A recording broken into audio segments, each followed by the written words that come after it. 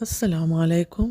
آج ہم آپ کی خدمت میں حالات زندگی حضرت نوح علیہ السلام کی پیش کرنے جا رہے ہیں۔ امید ہے کہ آپ بغور اس کو سنیں گے اور اپنی قیمتی آراء اور مشورے سے ہمیں نوازیں گے، جو ہمارے لیے بہت ضروری ہیں۔ بہت شکریہ۔ حضرت نوح علیہ السلام کا نام قرآن میں 43 مرتبہ ذکر ہوا ہے۔ قرآن کریم کی ایک سورہ کا نام بھی حضرت نوح کے نام پر ہے۔ وہ سب سے پہلے اولو العزم پیغمبر ہیں جو صاحب شریعت اور صاحب کتاب تھے۔ آپ کا سلسلہ نسب 8 یا 10 واسطوں سے حضرت آدم علیہ السلام سے جا ملتا ہے۔ حضرت نوح علیہ السلام کی ولادت حضرت آدم علیہ السلام کو بہشت سے زمین پر بھیجے جانے کے تقریباً 1200 سال بعد ہوئی۔ انہوں نے 940 سال پیغمبری کی۔ ان کی بعثت اور دعوت کا مرکز شامات، فلسطین اور عراق تھا۔ آپ کا اصلی نام عبد الجبار یا عبد الاعلیٰ تھا، لیکن خوف خدا کی وجہ سے بہت زیادہ گریہ و زیاری کرنے کی وجہ سے انہیں نوح کہا جاتا ہے۔ حضرت امام جعفر صادق علیہ السلام سے منقول ہے کہ آپ نے فرمایا، حضرت نوح علیہ السلام نے 2500 سال عمر پائی، 780 سال قبل از بعثت اور 950 سال لوگوں کو دعوت حق دینے میں مصروف رہے، 200 سال لوگوں سے دور کشتی سازی میں مشغول رہے اور طوفان کے بعد 500 سال عمر پائی۔ اب ہم آپ حضرات کی توجہ حضرت نوح علیہ السلام کی زندگی کے بعض نشیب و فراز کی طرف مبذول کرواتے ہیں۔ جب حضرت نوح علیہ السلام پیغمبری پر مبعوث ہوئے تو اس زمانے کے لوگ بت پرستی، خرافات، فساد اور بےہودہ گوئی میں غرق تھے۔ وہ اپنی غلط قسم کی عادات و رسومات پر بڑی شد و مد سے عمل پیرا تھے اور اپنے غلط عقیدے کے تحفظ کے لیے مرنے مارنے پر تیار تھے، لیکن اس سے دستبردار ہونے کے لیے بالکل تیار نہیں تھے۔ وہ لوگ اس قدر ضدی اور ہٹ دھرم تھے کہ اپنے بچوں کے ہاتھ پکڑ کر حضرت نوح علیہ السلام کے پاس لے آتے اور ان سے کہتے، خبردار، اس بوڑھے کی باتوں پر کان نہ دھرنا اور نہ ہی اس کے فریب میں آنا۔ یہ کام کسی اور خاص گروہ یا قبیلے کا نہیں تھا، بلکہ تمام کے تمام لوگ یہی کام بت پرستی کے دفاع، بتوں کے تقرب کے حصول اور ان کی بارگاہ سے جزا پانے کی خاطر انجام دیتے تھے۔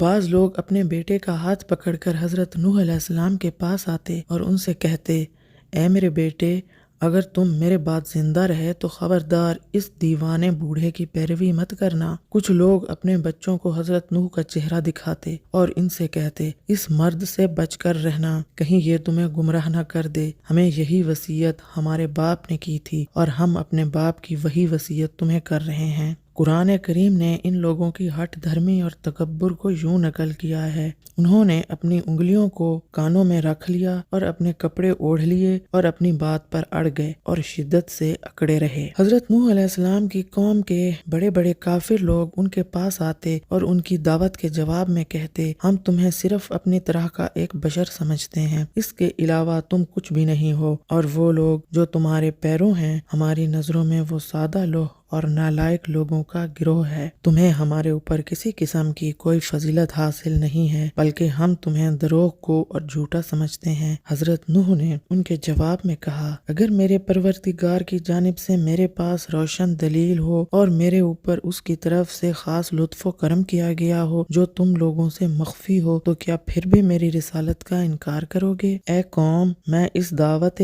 حق کے عوض میں تم سے کوئی اجر نہیں مانگتا۔ میرا اجر فقط خدا کے پاس ہے۔ جو تھوڑے سے لوگ میرے اوپر ایمان لائے ہیں، میں انہیں تمہاری وجہ سے چھوڑوں گا نہیں، کیونکہ اگر میں انہیں اپنے آپ سے دور کروں گا تو کل قیامت کے دن وہ لوگ اللہ تعالیٰ کے بارگاہ میں میری شکایت کریں گے، لیکن تمہیں نادان اور ایک بے وقوف قوم سمجھتا ہوں۔ وہ لوگ بعض اوقات حضرت نوح کو اس قدر مارتے پیٹتے کہ وہ نیم مردہ ہو کر زمین پر گر پڑتے، لیکن جب انہیں ہوش آتا تو غسل کرنے کے بعد دوبارہ اپنی قوم کے پاس جاتے اور انہیں از سر نو دعوت حق دینے میں لگ جاتے۔ حضرت نوح علیہ السلام اپنی قوم کو روشن، منطقی، دل نشین اور محبت آمیز بیانات کے ذریعے خدا یکتا کی طرف آنے کی دعوت دیتے، انہیں خدا کی جانب سے اجر و پاداش حاصل کرنے کے لیے بلاتے اور عذاب الہی سے ڈراتے، لیکن وہ لوگ نادانی، تکبر اور غرور کی وجہ سے کسی قیمت پر تیار نہ ہوتے کہ حضرت نوح کی بات سن کر اپنے بتوں سے دستبردار ہوں۔ حضرت نوح علیہ السلام بڑے تحمل اور مستقل مزاجی سے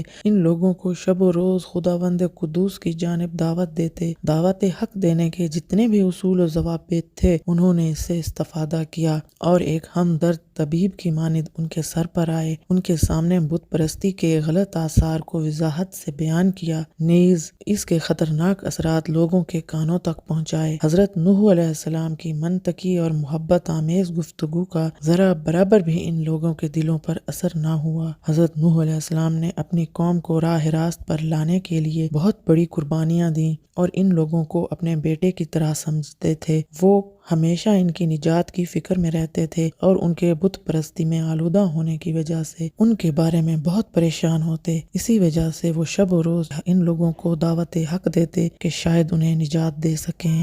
حضرت نوح علیہ السلام نے اس غرض سے ان کی تبلیغ قوم پر مؤثر ہو 3 مختلف طریقوں سے اسے دعوت حق دی۔ بعض اوقات انہیں مخفی طور پر دعوت دیتے، بعض اوقات اعلانیہ طور پر براہ راست اپنی طرف بلاتے، اور کبھی دونوں مخفی و اعلانیہ طریقوں سے استفادہ کرتے۔ لیکن ان کی سنگ دل قوم نے ان تمام منطقی اور محبت آمیز طریقوں سے چشم پوشی کی۔ نہ صرف یہ کہ ان کی دعوت حق کا مثبت جواب نہیں دیا، بلکہ اس دعوت کو روکنے کے لیے پوری قوم نے ان پر حملہ کر دیا اور انہیں اس قدر مارا پیٹا کہ وہ بے ہوش ہو گئے۔ لیکن جب وہ مہربان و دلسوز پیغمبر ہوش میں آئے تو کہا، خدایا مجھے میری قوم کو بخش دے کیونکہ وہ لوگ نہیں جانتے ہیں۔ حضرت نوح علیہ السلام شب و روز لوگوں کو جہالت اور بت پرستی کے چنگل سے نجات دلانے کی فکر میں رہتے تھے، لیکن انہیں جتنی بھی نصیحتیں کی ان کا کوئی نتیجہ ہاتھ نہ آیا۔ انہیں عذاب الہی سے بہت ڈرایا گیا، خطرے کے الارم بجائے گئے، لیکن وہ لوگ غلط کاریوں سے دستبردار نہ ہوئے۔ نہ صرف یہ کہ دستبردار نہ ہوئے بلکہ بڑی بے حیائی کے ساتھ سریعام کہتے، اے نوح تم نے ہمارے ساتھ بہت زیادہ بحث و گفتگو کی اور اپنی بات پر اصرار کیا، یہ سب کچھ چھوڑ دو۔ اگر تم سچے ہو تو جس عذاب الہی کا ہمیں کہتے ہو اسے لا کر تو دکھاؤ۔ اللہ تعالیٰ کی جانب سے حضرت نوح علیہ السلام پر وحی نازل ہوئی کہ تمہاری قوم میں سے اب کوئی ایمان نہ لائے گا علاوہ ان کے جو ایمان لا چکے ہیں، لہٰذا تم ان کے اعمال سے رنجیدہ مت ہو۔ یہی وقت تھا جب اللہ تعالیٰ نے حضرت نوح علیہ السلام کو کشتی بنانے کا حکم دیا اور اس طرح وحی نازل کی، اور ہماری نگاہوں کے سامنے ہماری وحی کی نگرانی میں کشتی تیار کرو اور ظالموں کے بارے میں مجھ سے بات نہ کرو کہ یہ سب غرق ہو جانے والے ہیں۔ حضرت نوح علیہ السلام نے اپنی قوم کو عذاب الہی اور طوفان کی بہت بڑی مصیبت سے ڈرایا، مگر ان کی ہٹ دھرمی میں مزید اضافہ ہوا۔ حضرت نوح علیہ السلام فرمان خدا کے مطابق کشتی بنانے کے لیے تیار ہو گئے، لکڑی کے بڑے بڑے تختے مہیا کیے، انہیں کاٹ کر ایک دوسرے کے ساتھ ملاتے گئے۔ کشتی بنانے پر کئی سال لگ گئے، یہ بہت بڑی کشتی تھی۔ بعض نے لکھا ہے کہ اس کشتی کی 7 منزلیں تھیں اور ہر منزل چوڑائی کی سمت سے 7 حصوں پر مشتمل تھی۔ البتہ بعض نے یہ بھی نقل کیا ہے کہ اس کشتی کی 3 منزلیں تھیں۔ حضرت نوح علیہ السلام نے طوفان کے موقع پر 4 پائیوں کو پہلی، انسانوں کو دوسری اور پرندوں کو تیسری منزل میں رکھا۔ کشتی پر سب سے پہلا سوار ہونے والا حیوان چونٹی تھی اور سب سے آخر میں گدھا اور شیطان سوار ہوئے۔ نیز یہ بھی روایت ہے کہ کسی شامی نے حضرت امیر المومنین علی علیہ السلام سے پوچھا، حضرت نوح علیہ السلام کی کشتی کتنی بڑی تھی؟ اس کا طول 800 ہاتھ، عرض 500 ہاتھ اور اونچائی 70 ہاتھ تھی۔ نیز یہ بھی فرمایا، جس حصے میں حیوانات تھے اس میں 90 کمرے تھے۔ یہ کشتی کوفہ کے بیابان میں بنائی گئی۔ البتہ بعض روایات میں ہے کہ حضرت نوح نے اس کشتی کو کوفہ میں اس جگہ پر بنایا جہاں پر اب کوفہ کی مسجد اعظم ہے۔ حضرت نوح علیہ السلام جب تک کشتی بناتے رہے، ان کی قوم مسلسل ان کا مذاق اڑاتی رہی اور انہیں اذیتیں پہنچاتی رہی۔ وہ لوگ حضرت نوح کے پاس آتے، ان سے ٹھٹھا مذاق کرتے اور انہیں برا بھلا کہہ کر دکھ پہنچاتے، لیکن حضرت نوح ان سے فرماتے، وہ دن دور نہیں ہے جب ہم تمہارا مذاق اڑائیں گے، تمہیں بہت جلد معلوم ہو جائے گا جب تمہارے اوپر ذلیل کرنے والا عذاب نازل ہوگا۔ جس وقت حضرت نوح علیہ السلام حکم خدا سے کشتی بنانے میں مشغول تھے، مشرکین رات کے اندھیرے میں آتے اور کشتی کا جو حصہ بنا ہوتا اسے توڑ پھوڑ کر دوڑ جاتے۔ حضرت نوح نے اللہ تعالیٰ کی بارگاہ سے مدد طلب کرتے ہوئے کہا، خدایا تو نے مجھے کشتی بنانے کا حکم دیا ہے، میں ایک عرصے سے اس کی تعمیر میں مشغول ہوں، جو کچھ بناتا ہوں دشمن رات کے وقت آ کر اسے توڑ پھوڑ جاتے رہتے ہیں، میرا یہ کام کب تک ختم ہوگا؟ خداوند قدوس نے حضرت نوح پر وحی نازل کی، اس کشتی کی حفاظت کے لیے ایک کتا رکھو۔ انہوں نے حکم خدا کے مطابق کشتی کی حفاظت کے لیے ایک کتا رکھا۔ حضرت نوح علیہ السلام دن میں کشتی بنانے میں مشغول رہتے اور رات میں سوتے۔ جب دشمن رات کے وقت کشتی کو خراب کرنے کے لیے آتے تو وہ کتا ان لوگوں کو دیکھ کر زور زور سے بھونکتا، لہٰذا حضرت نوح نیند سے بیدار ہو جاتے اور بیلچے یا گینتی سے دشمنوں پر حملہ آور ہوتے اور انہیں وہاں سے دوڑا دیتے۔ آپ کشتی کی تکمیل تک مسلسل اسی بات پر عمل پیرا رہے۔ مشرکین حضرت نوح کا مذاق اڑانے کے لیے ان کے ارد گرد اکٹھے ہو جاتے اور کہتے، حیرانی کی بات ہے کہ اس بیابان میں نہ کوئی کنواں ہے اور نہ پانی، مگر یہ شخص کشتی بنا رہا ہے، یہ کتنا نادان اور بھولا بھالا ہے۔ ایک نے کہا، اے بوڑھے، اس کشتی پر سوار ہو کر جلدی سے روانہ ہو جاؤ۔ دوسرے نے کہا، اس کے بال اوپر بھی بناؤ۔ تیسرے نے کہا، کشتی کی جو تم بنا رہے ہو وہ ٹیڑھی ہے۔ چوتھے نے کہا، ہاں، اس کشتی کا پچھلا حصہ کج اور ناہموار ہے۔ پانچویں نے کہا، اے کشتی بنانے والے، اس کا پالان کہاں ہے؟ چھٹے نے کہا، غور سے دیکھو، اس کے پاؤں تو ٹیڑھے ہیں۔ ساتویں نے کہا، نہ بابا، یہ کشتی نہیں بنا رہے بلکہ مشق ہے جو اندر سے خالی ہے۔ آٹھویں نے کہا، اس گدھے پر کون سوار ہوگا؟ نویں نے کہا، یہ گدھا جو کیسے کھاتا ہے؟ کیونکہ جو کھائے بغیر گدھا سامان کو منزل مقصود تک نہیں پہنچاتا۔ 10ویں نے کہا، اے بوڑھے، کیا تم بیکار ہو یا پیر فرتوت اور بوڑھا ہونے کی وجہ سے تمہاری عقل مار کھا گئی ہے؟ حضرت نوح علیہ السلام ان کی ان تمام بےہودہ باتوں، بےہودہ گوئی کا صرف ایک جواب یہ دیتے کہ مجھے اس بیابان میں کشتی بنانے کا خدا نے حکم دیا ہے۔ تمہارا مسخرہ پن اور زخم زبان میرے اس کام کی اہمیت کو ہرگز کم نہیں کر سکتے۔ چونکہ طوفان نوح نے پورے خطہ ارضی کو اپنی لپیٹ میں لینا تھا، لہٰذا ان پر لازم تھا کہ حیوانات و نباتات کی نسل کو باقی رکھنے کے لیے ہر ایک حیوان کا جوڑا جوڑا کشتی پر سوار کرتے اور تمام نباتات کے بیجوں یا پودوں کو اپنے ہمراہ کشتی میں رکھتے۔ حضرت امام جعفر صادق علیہ السلام سے مروی ہے کہ آپ نے فرمایا، جب حضرت نوح علیہ السلام کشتی مکمل کر چکے تو اللہ تعالیٰ نے ان پر وحی نازل فرمائی کہ اے نوح، تم سریانی زبان میں اعلان کرو کہ دنیا کے تمام حیوانات تمہارے پاس اکٹھے ہو جائیں۔ حضرت نوح نے اعلان کیا تو تمام حیوانات ان کے پاس حاضر ہو گئے۔ انہوں نے تمام حیوانات کا ایک ایک جوڑا پکڑا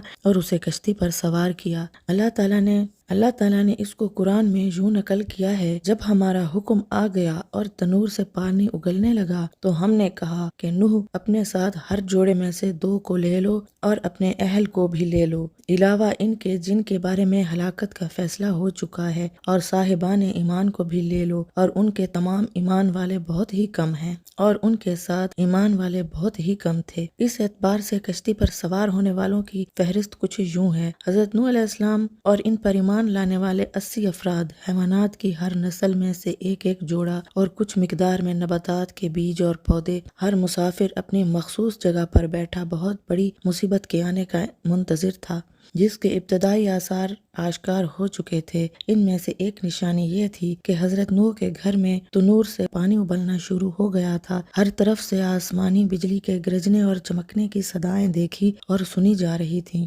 گویا کہ ہر طرف ایک بہت بڑے حادثے کی خبر دے رہی ہو۔ حضرت نوح علیہ السلام اپنی گناہگار قوم کو سال ہر سال تک عذاب الہی سے ڈراتے رہے، لیکن انہوں نے ہر بات کو مذاق سمجھا اور نوح کی سفارشات کی ذرا برابر اعتنا نہ کی۔ حضرت نوح علیہ السلام کئی صدیوں تک اپنی قوم کو راہ حق کی طرف ہدایت کرنے کی کوشش میں لگے رہے، لیکن بہت تھوڑے لوگ ان پر ایمان لائے۔ حضرت نوح مکمل طور پر اپنی قوم کی ہدایت سے مایوس ہو چکے تھے، کیونکہ وہ دیکھ رہے تھے کہ روز بروز ان کی ہٹ دھرمی میں اضافہ ہوتا جا رہا ہے اور اذیت دینے سے باز نہیں آ رہے۔ وہ فکری اور روحانی طور پر اس قدر مسخ ہو چکے تھے کہ ان کے راہ راست آنے پر ذرہ برابر امید نہیں تھی، حتیٰ کہ ان کی آئندہ نسلوں سے بھی ایسی کوئی توقع نہیں تھی۔ ادھر اللہ تعالیٰ نے حضرت نوح پر وحی نازل کی، تمہاری قوم میں ہرگز کوئی بھی ایمان نہیں لائے گا علاوہ اس کے جو ایمان لا چکے ہیں۔ اس ساری صورتحال کا مشاہدہ کرنے کے بعد حضرت نوح علیہ السلام نے اپنی قوم کو اس لائق سمجھا کہ اس کے لیے بد دعا کی جائے، جسے قرآن نے یوں حکایت کیا ہے: پروردگار، اس زمین پر کافروں میں سے کسی بسنے والے کو نہ چھوڑنا، اگر تو انہیں چھوڑے گا تو تیرے بندوں کو گمراہ کریں گے اور فاجر و کافر کے علاوہ کوئی اولاد بھی پیدا نہیں کریں گے۔ بس یہی وہ وقت تھا کہ عالمگیر طوفان عذاب بن کر نازل ہوا اور ہر طرف سیلاب ہی سیلاب تھا۔ زمین پانی اگل رہی تھی اور آسمان برس رہا تھا۔ آسمان سے جو پانی برس رہا تھا وہ بارش کی صورت میں نہ تھا بلکہ ایک سیلاب کی مانند تھا جس نے پوری زمین کو اپنی لپیٹ میں لے لیا۔ پوری زمین بڑی بڑی آبشاروں میں تبدیل ہو گئی۔ ہر طرف سے تند و تیز آندھیاں چل رہی تھیں۔ آسمانی بجلی کی گرج و چمک تھی۔ کالی گھٹاؤں نے دن کو رات کی تاریکی میں تبدیل کر دیا تھا۔ زیادہ دیر نہ گزری تھی کہ کشتی نے پانی پر تیرنا شروع کر دیا۔ کشتی سے باہر جو کچھ بھی تھا وہ پانی میں غرق ہو کر ہلاک ہو گیا۔ تمام صحرا اور پہاڑ پانی کی لپیٹ میں آ گئے۔ گویا یوں لگ رہا تھا کہ پوری دنیا ایک عظیم موجزن سمندر میں تبدیل ہو چکی ہے۔ نہ پہاڑوں کی بلندیاں نظر آ رہی تھیں اور نہ ہی زمین کی تہیں۔ قرآن میں اسے یوں تعبیر کیا گیا ہے، اور وہ کشتی انہیں لے کر پہاڑوں جیسی موجوں کے درمیان چلی جا رہی تھی۔ حضرت نوح علیہ السلام کے بیٹوں میں سے ایک کا نام کنعان تھا۔ عربی زبان میں اسے یام کہتے ہیں۔ حضرت نوح نے اسے مختلف انداز اور گوناگون طریقوں سے دعوت حق دی، لیکن اس نے بڑی بے شرمی اور ہٹ دھرمی کا مظاہرہ کرتے ہوئے اپنے باپ کی دعوت پر ذرا کان نہ دھرے اور دوسرے عام لوگوں کی مانند بت پرستی پر ڈٹا رہا۔ جس وقت جہان گیر طوفان شروع ہوا تو حضرت نوح نے دیکھا کہ ان کا بیٹا کنعان غرق ہو رہا ہے، چنانچہ ان کا دل اس کے لیے تڑپا اور کشتی کے اندر سے آواز دے کر کہا، اے بیٹے، ہمارے ساتھ کشتی میں سوار ہو جا اور کافروں میں نہ رہو۔ لیکن کنعان بجائے اس کے کہ اپنے پدر بزرگوار کی ہمدردانہ دعوت کا جواب مثبت دیتا اور اپنے آپ کو ہلاکت سے بچاتا، اس نے بڑی بے شرمی اور تکبر کا مظاہرہ کرتے ہوئے اسے رد کر دیا اور جواب میں کہا، میں ان قریب پہاڑ کی پناہ لے لوں گا، وہ مجھے پانی سے بچا لے گا۔ حضرت نوح نے کہا، اے میرے بیٹے، آج خدا کے سوا کوئی بھی نہیں بچا سکتا، صرف وہی بچ سکتا ہے جس پر خدا رحمت کرے۔ جس وقت طوفان نے ہر طرف سے زمین کو اپنی لپیٹ میں لے لیا، کنعان خطرناک ترین حالات سے دوچار تھا۔ اس کے ہلاک ہونے پر کوئی دیر باقی نہ تھی کہ حضرت نوح نے بلند آواز سے پکارا، اے پروردگار، میرا فرزند میرے اہل میں سے ہے اور اہل کو بچانے کا تیرا وعدہ حق سچ ہے۔ اللہ تعالیٰ نے حضرت نوح کو جواب دیتے ہوئے فرمایا، وہ تمہارے اہل سے نہیں ہے، وہ بے شک بد چلن ہے۔ مجھ سے اس چیز کے بارے میں سوال نہ کرو جس کا تمہیں علم نہیں ہے، اور میں تمہیں نصیحت کرتا ہوں کہ تمہارا شمار جاہلوں میں نہ ہو۔ حضرت نوح علیہ السلام نے عرض کیا، پروردگار، میں تیری پناہ مانگتا ہوں کہ میں تجھ سے اس کا مطالبہ کروں کہ جس کا مجھے علم نہیں۔ اگر تو نے مجھے معاف نہ کیا اور میرے اوپر رحم نہ کھایا تو میں گھاٹا کھانے والوں میں سے ہو جاؤں گا۔ اس طرح سے اللہ کا عذاب حضرت نوح کے ناخلف بیٹے کو بھی لے ڈوبا، اور حضرت نوح کی سفارش بھی خدا کی بارگاہ میں نہ سنی گئی، کیونکہ وہ حضرت نوح اور اس کے کاتب کا مخالف تھا، اور انحراف و گناہ کی وجہ سے اس کا رشتہ حضرت نوح سے منقطع ہو گیا تھا، جیسا کہ قرآن کریم نے حضرت نوح علیہ السلام کا عبد شکور کے طور پر تعارف کروایا ہے۔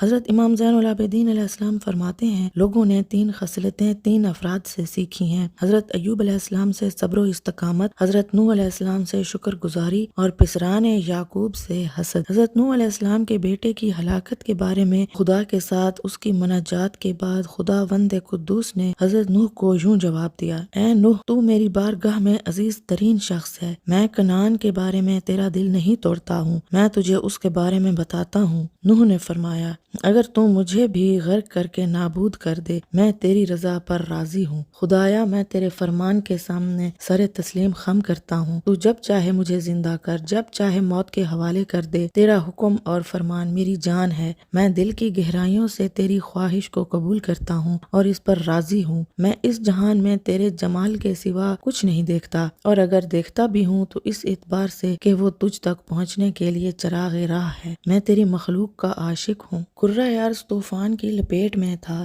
کشتی نوح پانی کے سینے پر تیر رہی تھی۔ کشتی پر سوار ہونے والے نجات پا گئے اور گناہگار ہلاک ہو گئے۔ پانی کس قدر بلند ہوا، اس بارے میں رسول خدا سے روایت ہے کہ آپ نے فرمایا، ایک ماں جسے اپنے شیر خوار بچے سے بہت زیادہ محبت تھی، جب اس نے دیکھا کہ ہر طرف سے پانی ہی پانی آ رہا ہے تو وہ ایک پہاڑ کی طرف دوڑی، اس پر چڑھنا شروع کیا۔ تیسرا حصہ مسافت طے کرنے کے بعد وہاں پر کھڑی ہو گئی۔ جب پانی وہاں تک پہنچ گیا تو اس نے اور اوپر چڑھنا شروع کر دیا۔ پہاڑ کی بلندی کا 3 میں سے 2 حصہ طے کرنے کے بعد وہ رکی۔ جب پانی وہاں تک بھی پہنچ گیا تو وہ پہاڑ کی چوٹی پر چڑھ گئی۔ بالآخر پہاڑ کی چوٹی بھی زیر آب آ گئی۔ جب پانی اس ماں کی گردن تک پہنچ گیا تو اس نے اپنے بچے کو دونوں ہاتھوں سے بلند کیا تاکہ بچہ پانی سے محفوظ رہ سکے، لیکن پانی اوپر چڑھتا گیا اور آخر وہ ماں بیٹا بھی اس میں غرق ہو گئے۔ جیسا کہ سورہ ہود کی آیت نمبر 44 میں مذکور ہے کہ آخر کار کشتی نوح کوہ جودی پر ٹھہر گئی۔ یہ پہاڑ عراق کے شمال میں موصل کے نزدیک واقع ہے۔ حضرت نوح علیہ السلام نے کشتی کو اپنے حال پر چھوڑ دیا اور اللہ تعالیٰ نے پہاڑوں پر وحی نازل فرمائی کہ میں اپنے بندے نوح کی کشتی تم میں سے کسی ایک پر ٹھہرانا چاہتا ہوں۔ پہاڑوں نے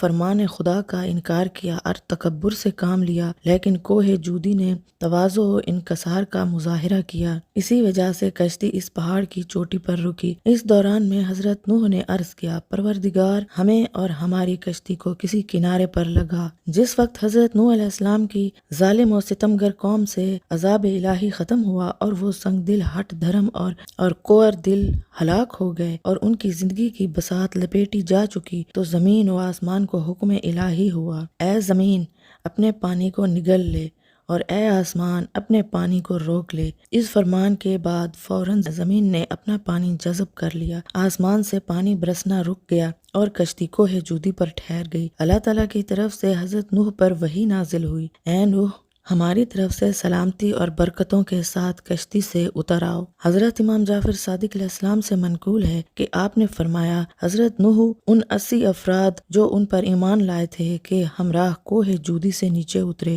اور سرزمین موصل پر اپنے گھر بنائے، ایک نئی اور توحیدی زندگی کا آغاز کیا جو ہر قسم کی پلیتی سے دور تھی۔ وہاں پر انہوں نے مدینۃ السمانین کے نام سے ایک شہر آباد کیا۔ حضرت نوح نے کوہ جودی کی چوٹی پر اپنی ایک عبادت گاہ بنائی کہ جہاں پر وہ اپنے پیرووں کے ہمراہ عبادت خدا کرنے جاتے۔ بعض روایات کے مطابق جس دن حضرت نوح علیہ السلام اور ان کے اصحاب کشتی سے نیچے اترے تھے وہ اس زمانے میں عاشورہ کا دن تھا۔ حضرت نوح اور ان کے ساتھیوں نے کوہ جودی کے دامن میں گھر بنائے اور اس جگہ کا نام سوق السمانین رکھا۔ پھر انہی 80 افراد سے نسل انسانی بڑھی۔ ان میں حضرت نوح کے 3 بیٹے سام، حام اور یافس بھی تھے۔ بعض روایات میں آیا ہے کہ اس تاریخ کے بعد نسل انسانی حضرت نوح علیہ السلام کے 3 بیٹوں سام، حام اور یافس سے آگے پھیلی۔ حضرت امام جعفر صادق علیہ السلام سے منقول ہے کہ آپ نے فرمایا، حضرت نوح علیہ السلام کشتی سے اترنے کے بعد 50 سال اور بعض روایات میں 500 سال تک زندہ رہے۔ ان کی عمر کے آخری ایام میں حضرت جبرائیل ان پر نازل ہوئے اور کہا، اے نوح اللہ تعالیٰ کا فرمان ہے کہ آپ اپنی مدت نبوت اور رسالت پوری کر چکے ہیں، اب آپ کی زندگی کے آخری ایام ہیں، لہٰذا اسم اعظم میراث علم اور علم نبوت کے آثار اپنے بیٹے سام کے سپرد کر دیں، کیونکہ میں زمین کو اپنی حجت اور مطیع بندے سے خالی نہیں چھوڑتا تاکہ وہ بعد میں آنے والے پیغمبر تک لوگوں کے لیے نمونہ عمل ہو اور انہیں راہ حق پر ہدایت کرے، کیونکہ میرا طریقہ کار ہی یہی ہے کہ میں ہر قوم کے لیے ایک ہادی و رہنما منتخب کرتا ہوں تاکہ وہ سعادت مند افراد کو راہ حق پر ہدایت کرے اور بد نصیب و نافرمان لوگوں پر تکمیل حجت کرے۔ حضرت نوح علیہ السلام نے اس حکم پر عمل پیرا ہوتے ہوئے سام کو اپنا وصی بنایا، اپنے بچوں اور پیرووں کو پیغمبر خدا حضرت ہود علیہ السلام کے آنے کی بشارت دی اور انہیں وصیت کی کہ جب حضرت ہود علیہ السلام کا ظہور ہو تو ان کی اطاعت و فرما برداری کرنا، نیز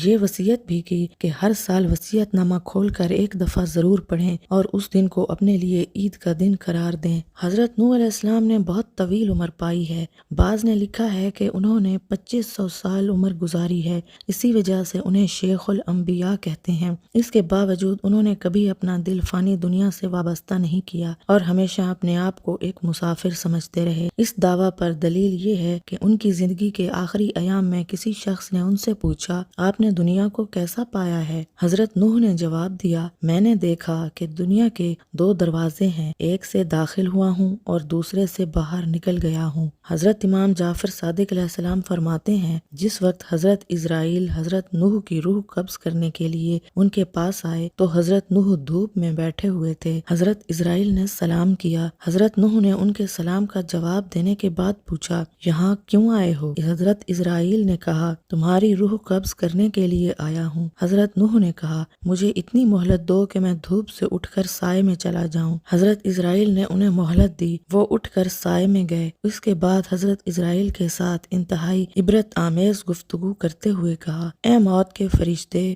میں نے اس دنیا میں جتنی زندگی گزاری ہے وہ اس قدر جلدی گزری ہے جیسے میں دھوپ سے اٹھ کر سائے میں آیا ہوں۔ اب تمہیں اجازت ہے کہ میری روح قبض کرنے کے بارے میں اپنا فریضہ انجام دو۔ اس کے بعد حضرت اسرائیل نے ان کی روح قبض کر لی۔